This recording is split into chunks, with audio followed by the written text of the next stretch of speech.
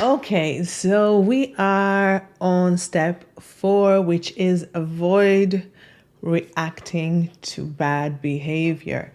If you noticed, if we look at this from a different perspective, we can kind of have a feeling like we are, I don't know if you're a parent or not, but it feels like we are dealing with a child.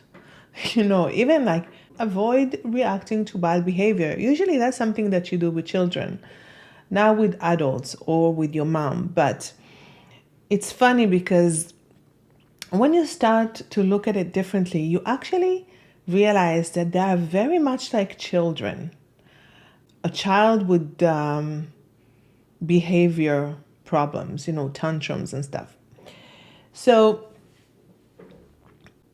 there's no one that knows us as well as our mothers, right? And she knew, and that's something that I've learned with time, that the oldest son usually is very sensitive about fairness. Everything has to be very fair all the time, and they will fight for it. I didn't know that it was a thing. So my mom, she would control me by making me react to things that she would put them as fair and unfair. I don't know, it's really hard for me to explain, and that's the whole thing about this whole situation, that it's really hard to explain because it stirs up so many feelings inside of you that it's more feelings than words. So trying to turn the feelings into words is very, very challenging, especially for me that English is not my first language. So I think that how can I explain it? I don't know. So let's go a different direction because there's so many of them. One of the things that she knew that I was very sensitive about is when she twisted situations. It's like when something happened and she would twist the situation. So for me, it was very important to correct what she was saying to that it would match what really happened. That was something that I know today that she used to trigger my emotions because she knew that I would be very emotional about her not describing things exactly how it did happen. Looking at it today, I say, how stupid was I? Why did I care that much? She could think whatever she wants. As long as I knew what the truth was, why did I care that much? I am saying this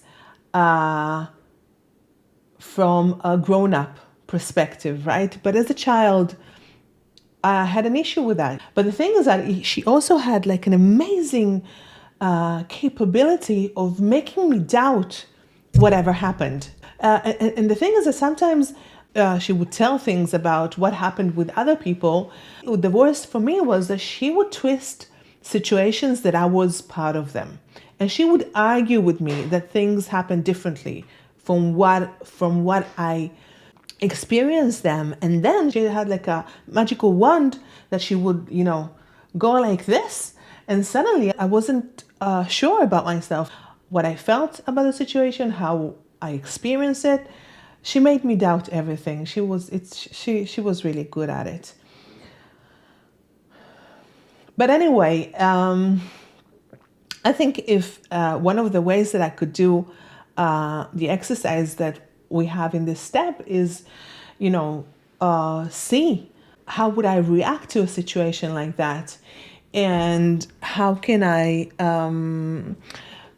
prevent her from or prevent myself from react to it.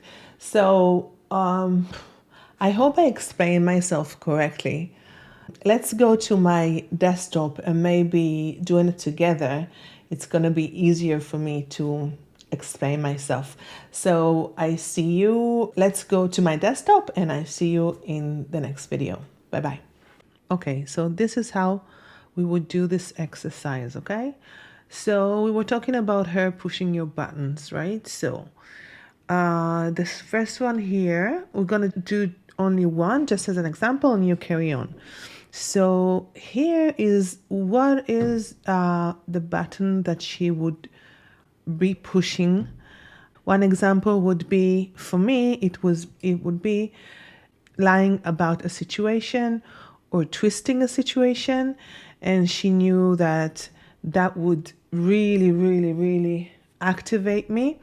And usually the question is what your reaction would be, and for me it was usually anger. If you have more than one reaction, you can write it down. And the third one would be how you minimize this reaction. That means your reaction to the situation. And for me, it would be to be aware of what she's actually trying to achieve. So once you remember what she's trying to achieve, I think that it's a lot easier to just stop, reacting that way, because then you know that you are being activated and she is getting what she wants. This is more or less how you do this exercise. Remember that we are exercising awareness, because once we are aware of what she's doing, in what kind of situation you're in, it's going to be a lot easier to be in control of what you do, and at the end of the day, try to minimize the outcome of this situation. So go ahead and fill the other ones, and I see you in the next video. Bye bye.